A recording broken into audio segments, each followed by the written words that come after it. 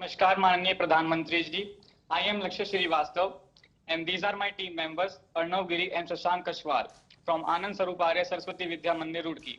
Our team has created a board game which is based on trigonometry, and we named it Kon Krida, means playing with angle. Our game has three elements. First, the game board.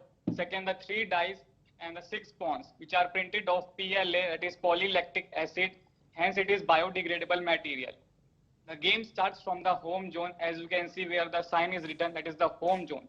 The game starts from there, and from there you have to reach to the victory point in the center of the board.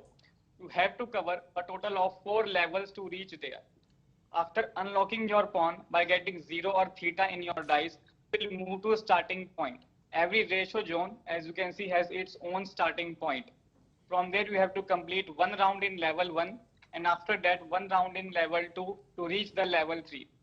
Between level 1 and level 2, total 10 questions will be asked by the other players.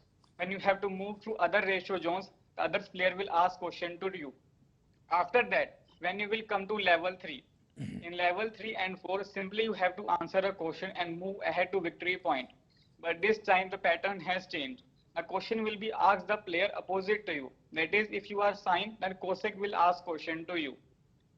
The main purpose of creating this game is to promote the mathematics, and the student should explore the interest and joy in applying the mathematics. The domain of questions is also set in such a way. As for example, in level 3, the sample question is, what is the area of the biggest hexagon? So to answer this question, the students have to apply the mathematics. Here the Heron's formula is applied.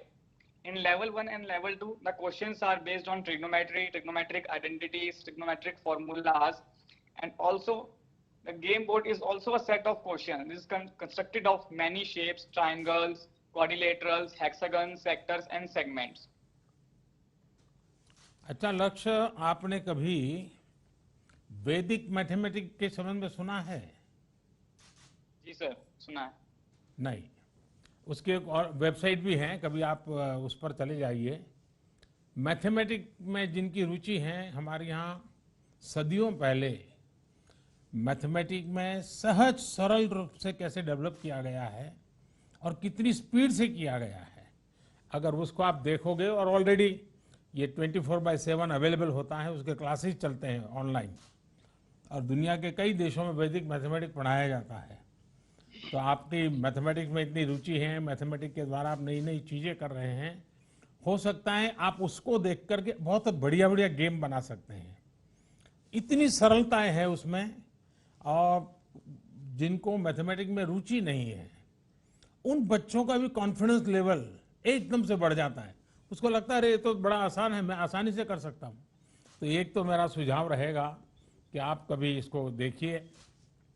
देखिए लक्ष्य जी और आपकी team, मुझे खुशी हुई कि खेल खेल में ट्रिगोनोमेट्री सिखाने का आपका ये कॉन्सेप्ट सचमुच में विद्यार्थी आलम के लिए तो बहुत ही उपयोगी होगा.